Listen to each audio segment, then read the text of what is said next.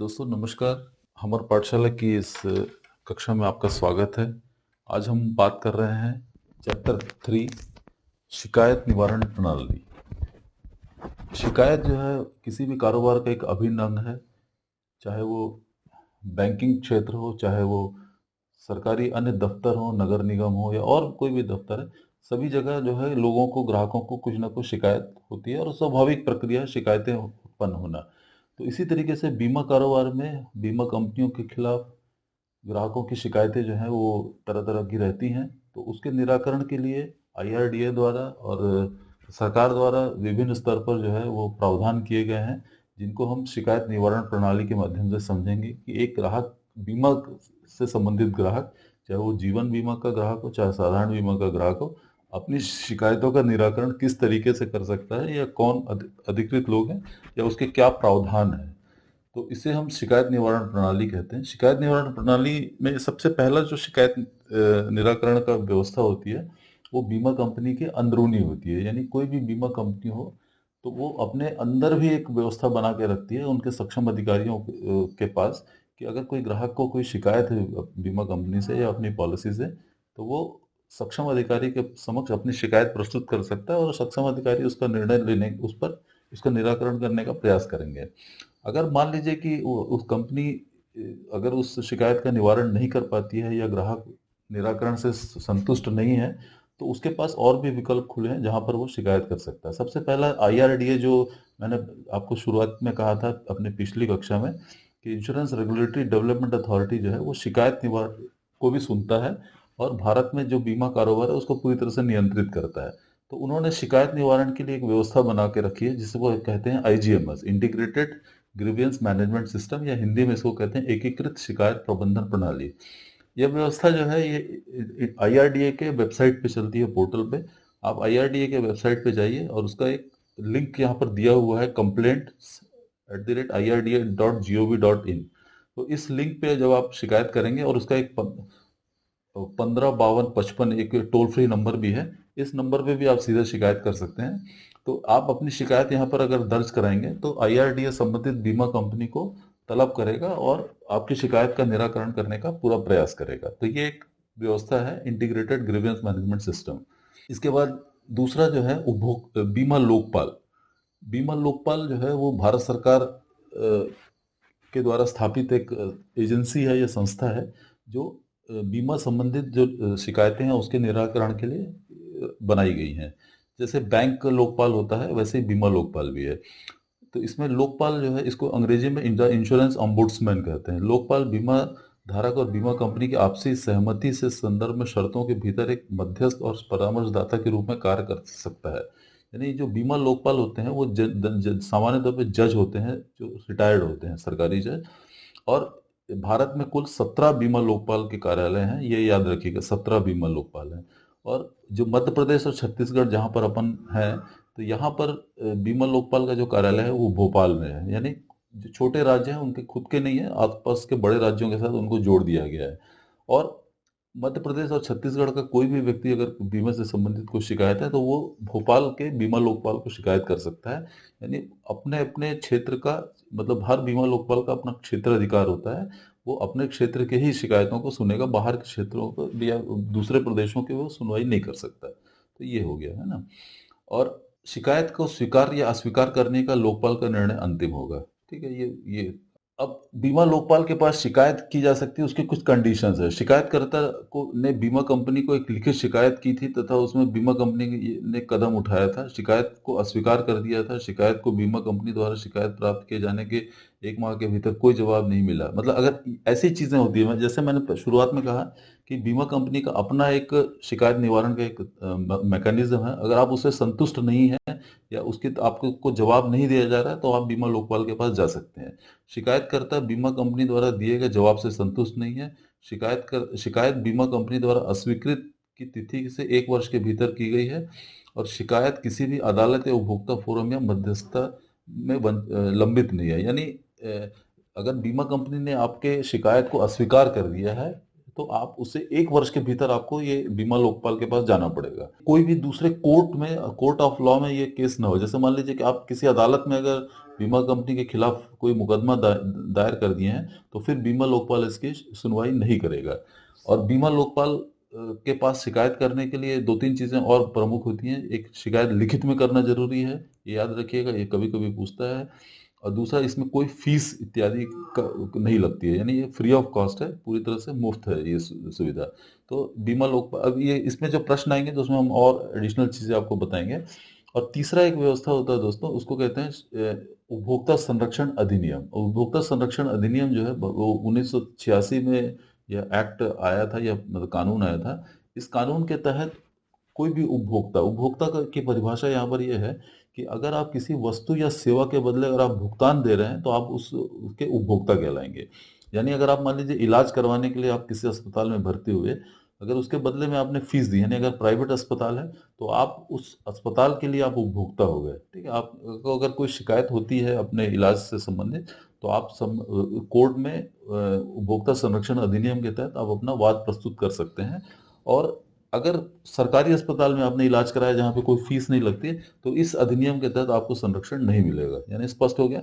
और चूंकि बीमा जब आप कराते हैं तो बीमे के बदले में आपको जोखिम संरक्षण के बदले में आप प्रीमियम के रूप में एक मूल्य का भुगतान करते हैं। इसीलिए यह जो बीमा कारोबार है या बीमे का जो लेन देन है या बीमे की जो शिकायतें हैं, इस अधिनियम के तहत आती हैं, ठीक है। कोई भी बीमे का ग्राहक उपभोक्ता संरक्षण अधिनियम के तहत संबंधित सक्षम कोर्ट में अपना वाद प्रस्तुत कर सकता है।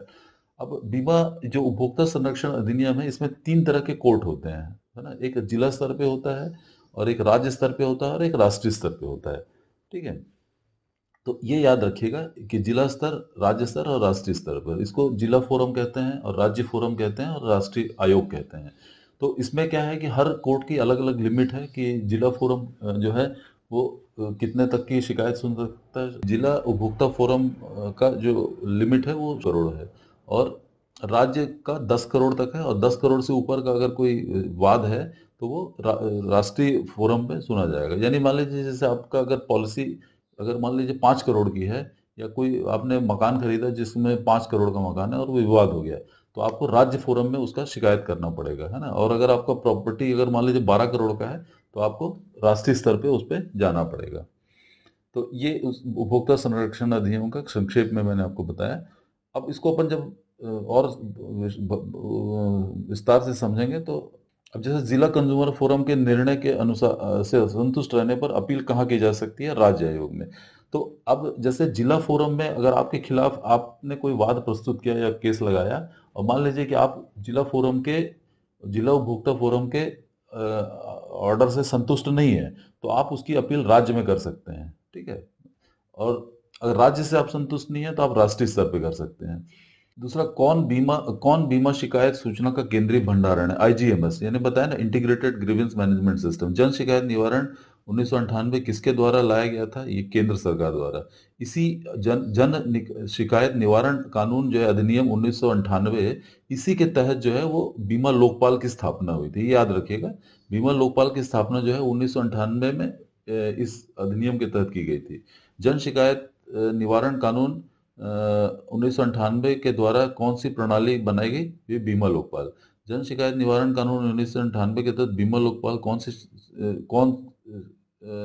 से शिकायतें नहीं सुनेगा? तृतीय पक्ष मोटर बीमा एवं समुद्री बीमा का शिकायत। इसमें क्या होता है दोस्तों, जो तृतीय पक्ष मोटर बीमा है ना, वो क्या होता है, उसमें थर्ड पार्टी, जैसे मान लीजिए आपको अगर किसी की गाड़ी की वजह से नुकसान हो गया, तो आप उस गाड़ी के मालिक तो है नहीं, तो इसलिए क्या है कि बीमा लोकपाल जो है वो आपकी शिकायत नहीं सुनेगा अगर आप तृतीय पक्ष हैं। तृतीय पक्ष के जो दावे होते हैं वो सामान्यतः कोर्ट में करना पड़ता है, ये इस अधिनियम के तहत या इस कोर्ट में नहीं होता है। किसी उपभोक्ता फोरम कोर्ट के पास सिविल कोर्ट के अधिकार होते हैं, सभी राज्य एवं राष्ट्रीय आयोग, ठीक है। अब उपभोक्ता संरक्षण अधिनियम किस स्थिति को बनाया गया था? ये 14 सितंबर 1986, ये याद रखिएगा, 14 सितंबर 1986। अब इसमें हम कुछ प्रश्न उत्तर ले लेते हैं। जैसे एक प्रश्न है कि खालिस्तान का अधिकार क्षेत्र ऐसे शिकायतों को ध्यान देने का है जहां वस्तुओं या सेवाओं के मूल्य और क्षतिपूर्ति का दावा, यानी इसमें दोस्तों सिंपल है कि जिला फोरम, राज्य आयोग और जिला परिषद और राष्ट्रीय आयोग, इसकी लिमिट क्या है? जैसे मान लीजिए कि आपका जो प्रकरण है अगर वो 1 करोड़ या उससे नीचे का है तो आपको जिला फोरम में शिकायत करना है, और अगर आपका जो प्रकरण 1 करोड़ से ऊपर है और 10 करोड़ से नीचे है तो आपको राज्य में करना है, और अगर आपका प्रकरण 10 करोड़ से ऊपर का है तो आपको राष्ट्रीय आयोग में उसकी शिकायत करनी है। ठीक है। आईजीएस आईजीएस आईजीएमएस शब्द का विस्तार करें, इंटीग्रेटेड ग्रीवेंस मैनेजमेंट सिस्टम, ये क्लियर हो गया। इनमें से कौन सा उपभोक्ता शिकायत निवारण एजेंसी खालिस्तान रुपए से रुपए यानी 1 करोड़ से 10 रुपए तक, जो 10 करोड़ तक जो है वो राज्य, मैंने बता दिया है कि किस फोरम की क्या लिमिट है। ठीक है, पहले बता दिया है। निम्नलिखित में से कौन सा विकल्प वैध उपभोक्ता शिकायत का आधार नहीं बन सकता? इसका उत्तर है दोस्तों 2 नंबर, ग्राहक को अपनी श्रेणी में सबसे अच्छे उत्पाद की सलाह नहीं देने वाले दुकानदार। यानी आप किसी दुकानदार के ऊपर ये दावा नहीं कर सकते हैं, जैसे आप मान लीजिए सोनी टीवी के शोरूम में गए और आपने ये बाद में आप नहीं कह सकते हैं कि मुझे सैमसंग के बारे में आपने नहीं बताया कि सैमसंग का टीवी आपकी टीवी से बेहतर है या उसके आपकी टीवी से कम प्राइस है या उसका मूल्य कम है, क्योंकि वो दुकानदार जो है वो दूसरे के प्रोडक्ट के बारे में बताने के लिए जिम्मेदार नहीं है। तो ये उसका उत्तर है। प्रश्न नंबर, अगला प्रश्न है, इनमें से कौन सा बीमा पॉलिसी से संबंधित शिकायत दर्ज कराने के संबंध में ग्राहक के लिए सबसे उपयुक्त विकल्प होगा? तीसरा, बीमा लोकपाल। अगर बीमे से संबंधित कोई शिकायत है आपको, तो आपको उसको डिस्ट्रिक्ट कोर्ट, सुप्रीम कोर्ट या पुलिस में जाने का कोई मतलब नहीं है, उसको बीमा लोकपाल के यहाँ आपको शिकायत करना है। इनमें से कौन सा कथन बीमा लोकपाल के क्षेत्राधिकार के संबंध में सही है? चौथा नंबर, बीमा लोकपाल केवल निर्दिष्ट क्षेत्रीय सीमाओं के भीतर ही काम कर सकता है। जैसे मैंने बताया कि हर स्टेट का एक अपना बीमा लोकपाल होता है और उसका अपना एक जुरिडिक्शन या क्षेत्राधिकार होता है। जैसे लखनऊ का बीमा लोकपाल भोपाल वालों का नहीं सुनेगा और भोपाल वाला जो है लखनऊ वालों की नहीं सुनेगा। ठीक है।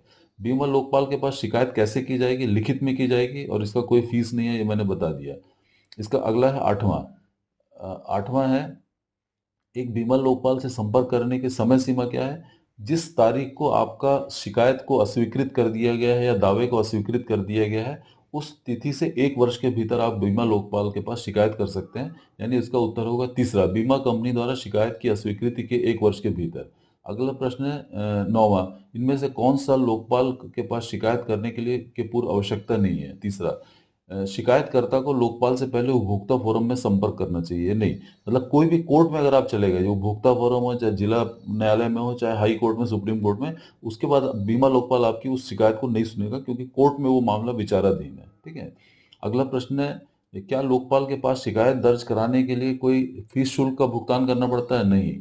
अगला प्रश्न है, क्या निजी बीमा कंपनी के खिलाफ शिकायत दर्ज की जा सकती है? यस, है ना। ये जो बीमा लोकपाल है या और भी जितने भी मतलब जो तरीके बनाए गए हैं शिकायत निवारण के लिए, ये सरकारी कंपनी और निजी कंपनी सबके लिए हैं। ठीक है।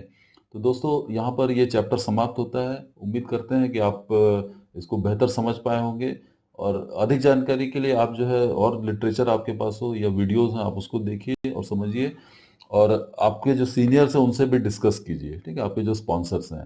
तो अगले चैप्टर में, अगले वीडियो में हम आपसे फिर मिलते हैं नए विषय और नए प्रश्नों को लेकर।